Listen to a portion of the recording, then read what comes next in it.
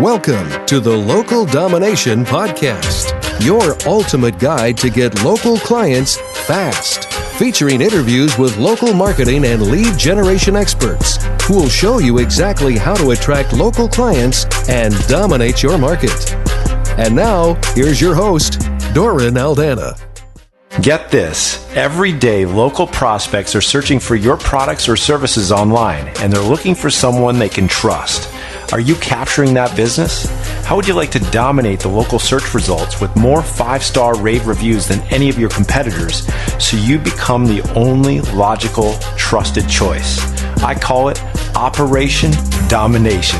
Download a free copy of our Ultimate Testimonial Toolkit now at mytestimonialengine.com/domination. Again, that's mytestimonialengine.com/domination and discover how to build your business at the speed of trust. Today, we're going to be talking about reviews, testimonials, all that jazz. Really, we're going to be getting a masterclass from Doren on just how you can make your business better through the services that his company provides and why you need to be focused on certain things that you might not be. So, Doren, let's just kick it off with why should we even bother getting reviews and testimonials?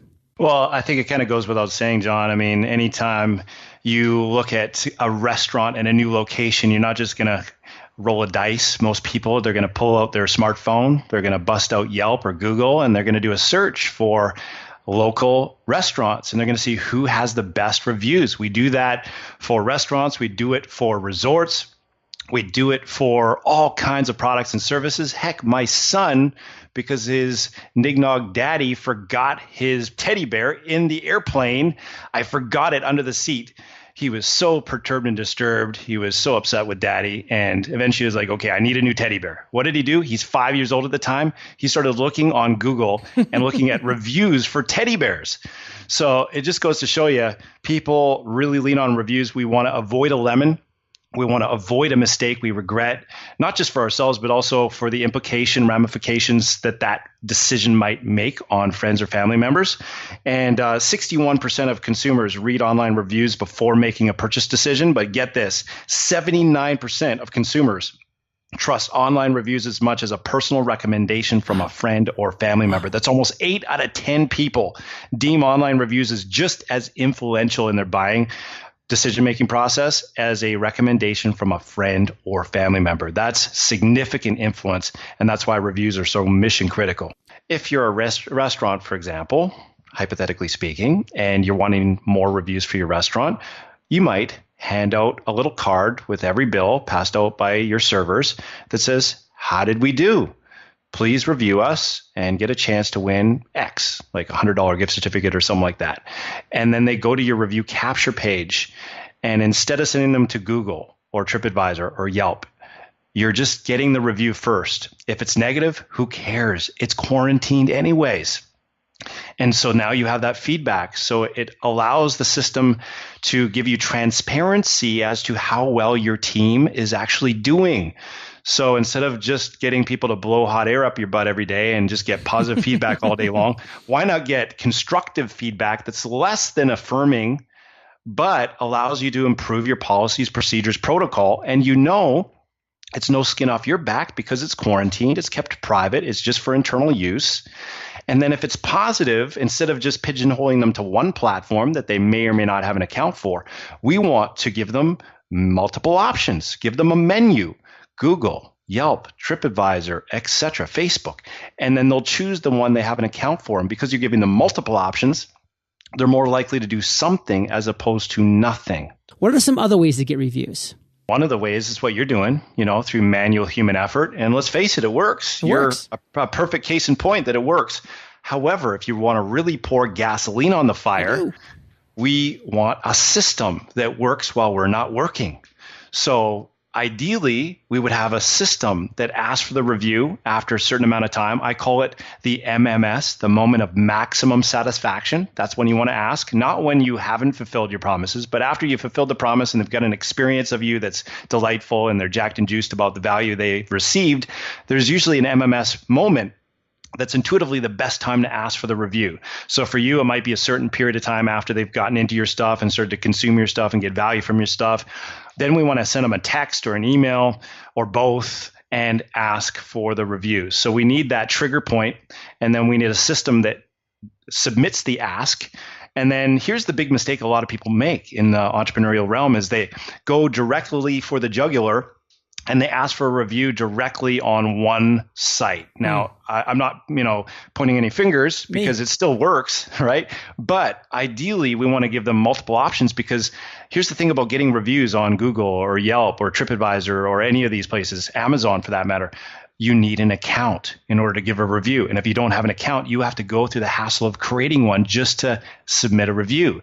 And that's why when you ask 100 people for a review, typically you'll only get 5, 10, 15% to do that request because they don't have an account and they love you, but they don't love you enough to do those backflips to submit a review, right? So what we want to do is we want to ask for the review and give it a system by which they can give you the review without needing an account. I call it a review capture page.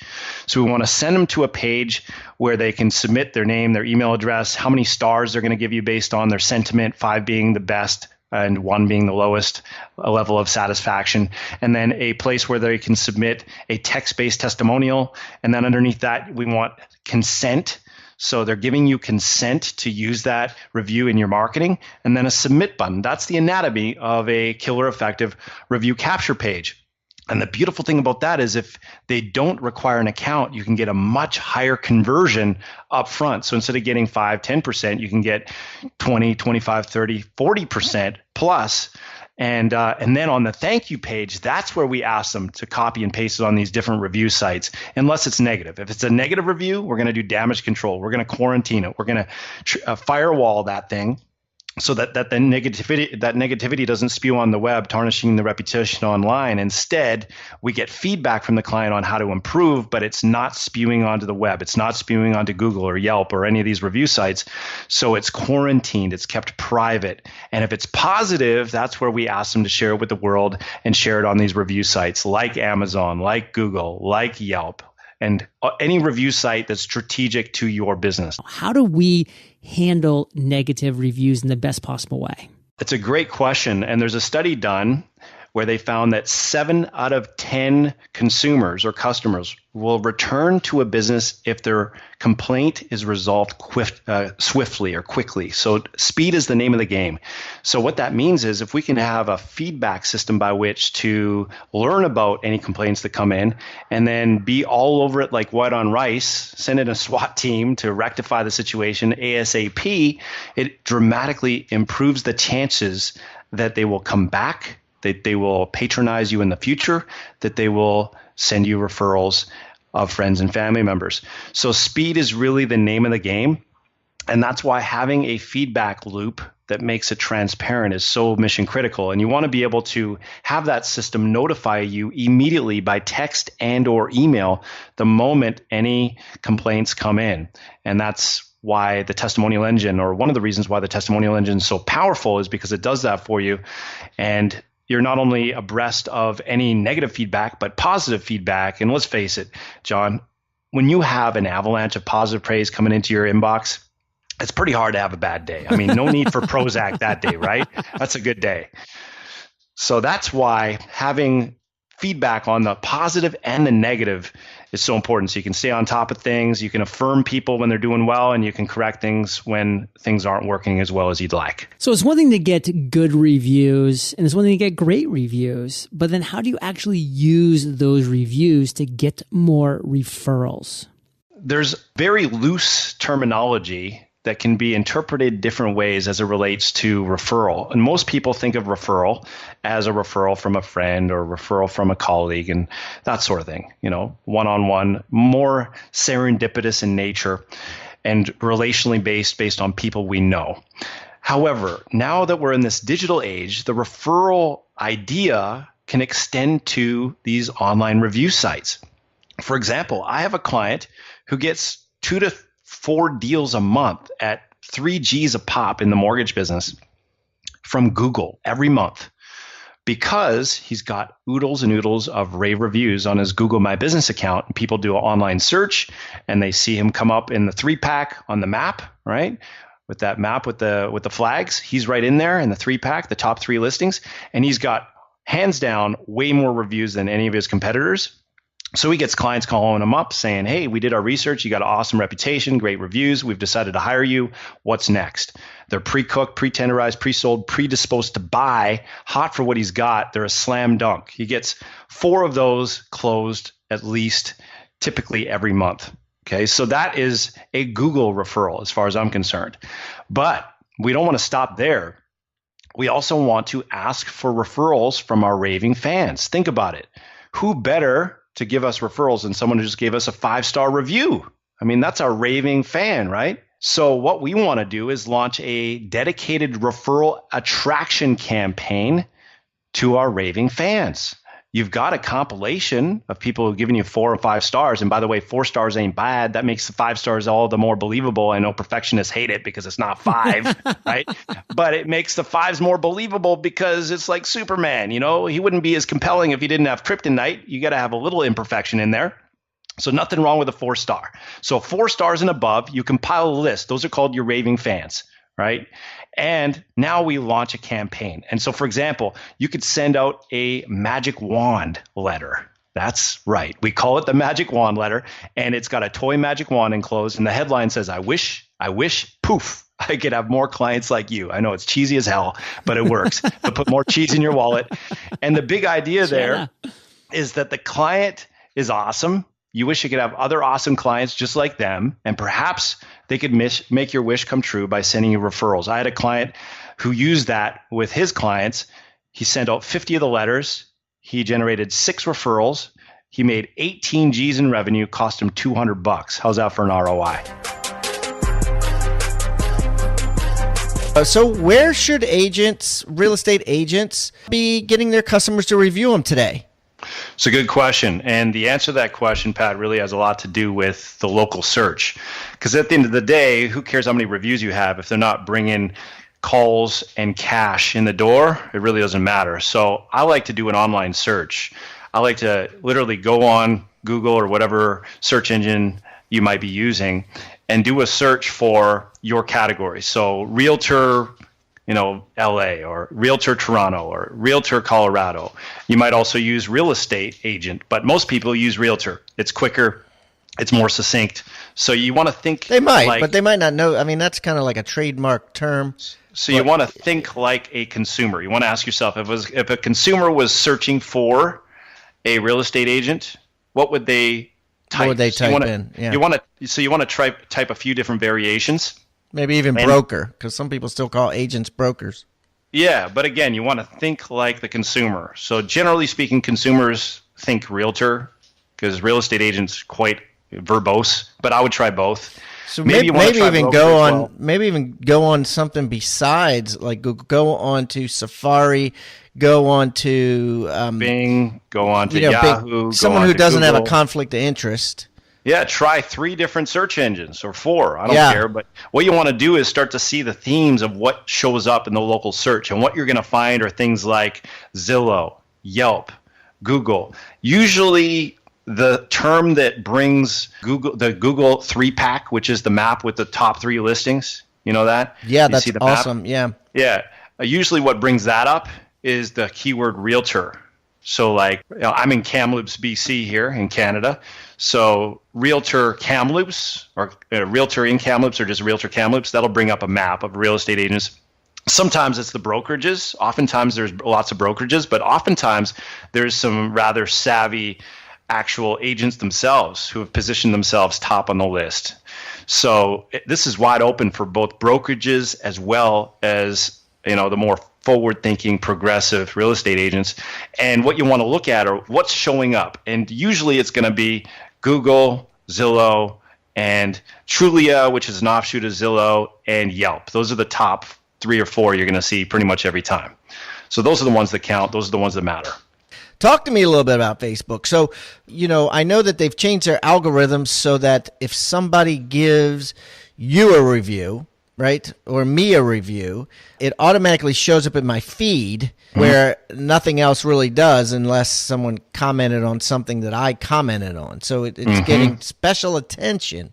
we're going to see more of that? And what's your thought on Facebook reviews? Yeah, Facebook is great. I'm not dogging Facebook, but at the end of the day, you're not going to see it come up very much in the local search. So it's a way to reach people through social media, which is great. But when it comes to the local search, if I'm just, Joe Schmo looking for a trusted, top reviewed real estate agent in my market, and I do a search like realtor and my city name or my town name, chances are Facebook's not going to show up. But if I click on your Google My Business account, I'm going to see all the Google reviews and also all your Facebook reviews. So Google loves Facebook, and they feed your Facebook reviews onto your Google My Business account. So you can kind of cross-pollinate your reputation from one platform to the other.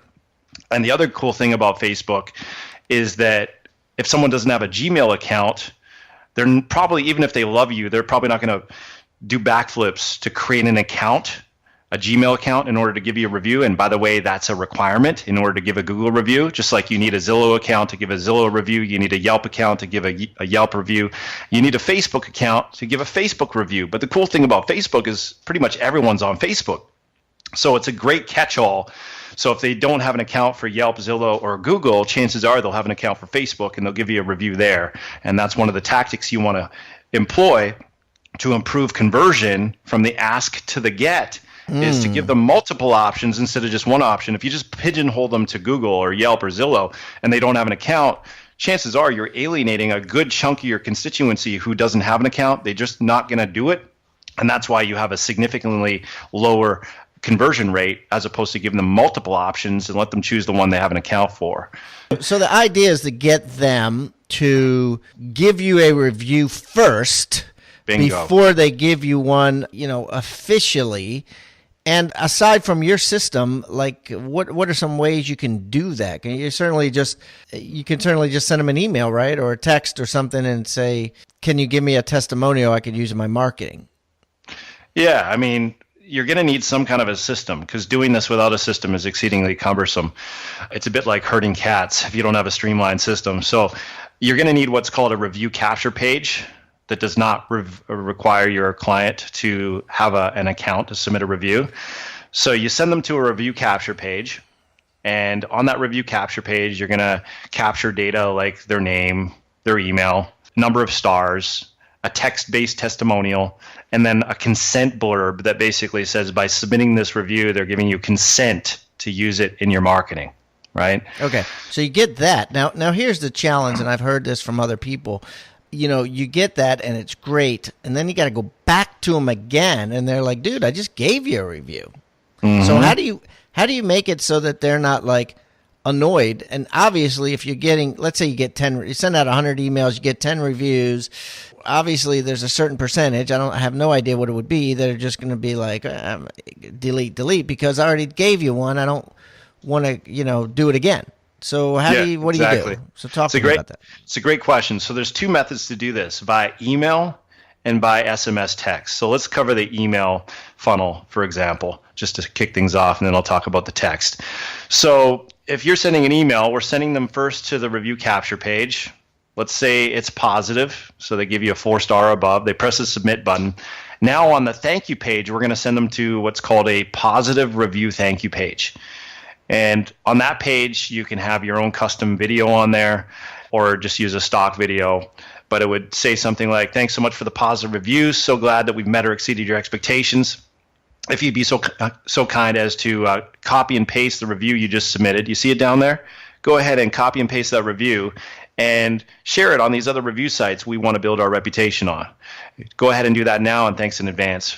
So you take the review, right, and you cut and paste it, and you plaster it on another email or text, and you say, "Please do me a solid, cut and paste this, and put it on one of these sites." Yeah, it's actually going to data merge the review they just submitted right into the thank you page. So they don't have to remember to type it again. It's all just right there. They just copy it to the clipboard, and then they can look at the different icons for the different review sites, such as Zillow, Google, Yelp, Facebook, and they'll select one they have an account for, right? So they just you can even say on there, "Please select one you already have an account for." It'll save you time Bingo. Boom. And then, well, that makes a lot of sense. So let's talk about making money from reviews, right? Because it's one thing to get reviews.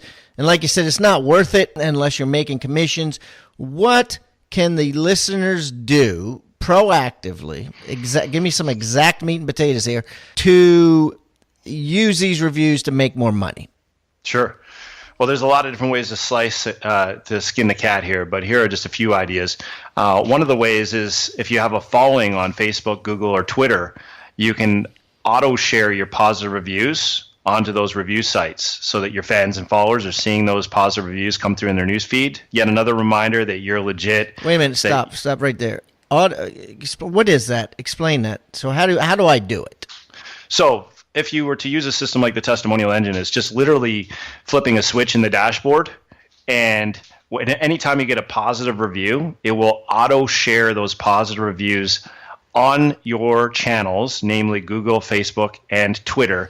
So if you have it's like Hootsuite, basically. You cuts and pastes the review. But if someone's listening at home and they don't have any service that they're paying, they would basically cut and paste it. And you'd have to do it manually. Okay, so that's what you mean. And there's two components to it too, right? It's not just the actual text of the review, it's an image. So the testimonial engine does the image and the text all in one shot, all on autopilot. Otherwise, you'd have to do it all manually yourself, which obviously is prohibitive. Most people just don't have the time to do it, so most people don't do it. But that is one way to leverage your reviews, is through your social media channels. The other way is to have those automatically feed right onto your website. So when people go to your website, they see all those positive reviews in real time. As your reviews come in, they auto feed right onto your website. Otherwise, you'd have to do that manually. If you didn't have a system like the testimonial engine, you got to copy and paste them manually or send them to your webmaster to pop in there manually.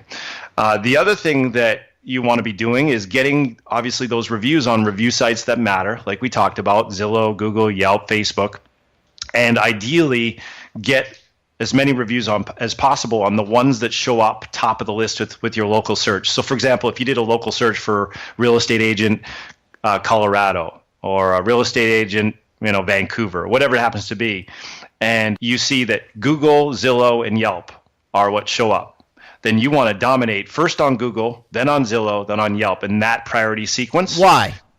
Because it's based on the amount of clicks and the amount of exposure that each one of those respective platforms are getting with real prospective clients. So, for example, if Google's top of the list with that big map, what if Yelp is top of the list? Yeah, that rarely is the case. Usually it's Zillow. Actually, I shouldn't say that. Sometimes Yelp is the top of the list, but usually it's Google, then Yelp, then Zillow. So that's usually the sequence. But you should go to your market and figure that out. Right. Exactly. And if your market is Yelp shows up first, or your market, Zillow or Trulia or something else shows up, Facebook or whatever it is, LinkedIn shows up first, then you should use that first, and then you should put all your energy in what's showing up first. And then what do you recommend as far as numbers? There's a lot of controversy. Some agents will come on this show. Again, we've had over 500 agents on the show, a lot of talk about reviews. And, some will say, I want to get to 200 Zillow before I start going into Yelp. Others will say, man, all I need is 40. And then I go to the next one, 40 on the next one, and 40. What is your advice as an expert in this field? Well, it really depends on what your competition's doing. I mean, if you look at the competition the competition is putting 500 on Zillow. So let's say, for example, we do a search in your market, and let's say, hypothetically speaking, you're in Austin, Texas. Okay, so we do a search for a realtor Austin. We do a search for real estate agent Austin. We do all the variations, and what we see come up time and time again is that we got Google, Zillow, and Yelp in that order, hypothetically speaking. Okay, and the 3-pack on Google, the top guy's got 25 positive 5-star reviews. Well, in order to position yourself as the only logical choice, we got to get more than 25. Ideally, we want to get 30, 40, 50, right? So if the competition only had 5 reviews, then you really only need 10 or 15 to position yourself as the only logical choice. So it's really about looking at your competitors, and obviously you don't want to make your minimums your maximums. You want to say, I've got my 15, I'm done. No, you're obviously always going to want to get more.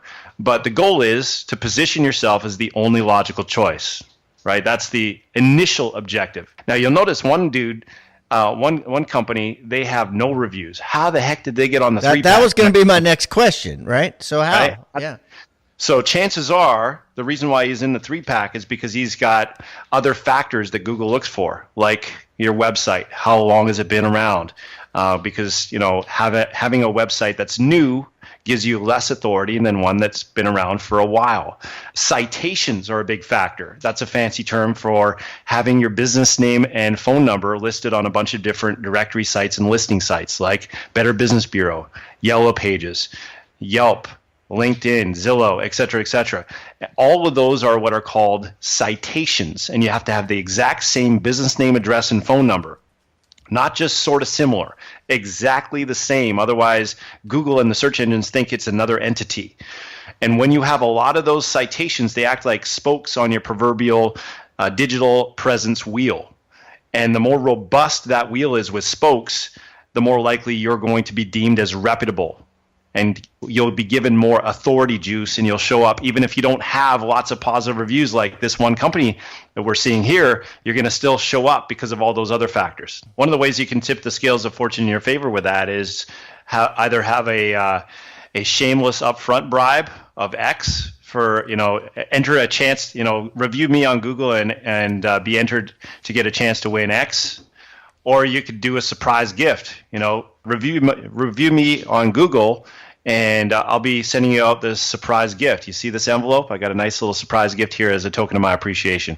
So you can do those kind of enter to win type contests as a way to induce people to give you reviews on specific platforms that you particularly want to build up and dominate with. So obviously, every industry is different in terms of what's legal, what's not. So I'm not saying per se that's legal in every state across the board, but check it out and operate accordingly. But that's definitely a strategy, if nothing else, just based on order of how they show up on the list on the thank you page.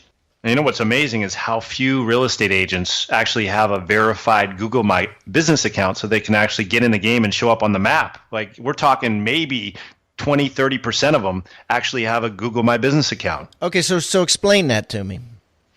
So in order to get on the map, you've got to have a Google Plus business page. Then you've got to get it verified. If you don't know how to do that, just type in how to get Google Plus page verified on YouTube. There's lots of tutorials that show you how to do that. It's really easy. They send a postcard in the mail with a PIN code. You enter that PIN code into your account, and it verifies your account. Now you can get in the game and actually show up on the map with your Google My Business account. And now you can actually start getting reviews from your clients on that account. A lot of real estate agents overlook not only the power of reviews, the importance of reviews, which is reflected in how many of them have a verified Google My Business account, but they also overlook the opportunity to turn their reviews into red hot referrals. Think about it, Pat. Who better to give you a referral than somebody who just gave you a 5-star review? You with me? Yeah, no, 100%, right. Yeah, that's your raving fan. So what you want to start to do is don't leave money on the table by neglecting to ask your rave reviewers for referrals. What you want to do, and that's one of the beauties of the testimonial engine, is it makes it easy breezy lemon squeezy to be able to segregate out your raving fans from your lukewarm apathetic people who don't really care, and be able to launch a dedicated referral attraction campaign to your raving fans. We have a killer letter called the Magic Wand Letter. It gets sent out with a toy magic wand enclosed, so it's lumpy. So the client I love that idea. Right? Yeah, their curiosity gets the best of them. They have to what the hell is this, right? Okay. They bust open so up. Tell me what happens. They open it up. There's a magic wand in there. And the headline says, I wish, poof, I could have more clients like you. Cheesy as hell, right? Yeah. Let me tell you, it works like gangbusters. They'll put more cheese in your wallet than ever before, because what you're doing is you're wowing them with some shock and awe, something creative. You're giving them a warm and fuzzy. You're affirming them. You're appreciating them. And then you follow up with a phone call and ask for the referral. Who do you know who might be thinking about buying or selling in the next 6 to 12 months who I can help. Right. And I had a client just recently send out 50 of those letters, 50. He got 6 referrals, made 18 G's. He's in the mortgage biz, cost him $200. How's that for an ROI? Want to get more referrals, an avalanche of referrals? Turn your database into, red hot reviews, 5-star reviews. Unless you suck, then obviously there's not much we can do to help you. But if you're awesome, we should be able to convert 20 to 40% of your database into 5-star reviews, and then take those 5-star reviews and ask for referrals using something like the Magic Wand Letter. And I actually put together a little bit of a toolkit. It's called the Ultimate Testimonial Toolkit. It's got checklists, it's got tools, templates, swipe and deploy best, most effective templates for asking for the review, getting the review, asking for referrals. It's even got that Magic Wand Letter we talked about in a Word doc, so you can swipe and deploy that and a whole lot more.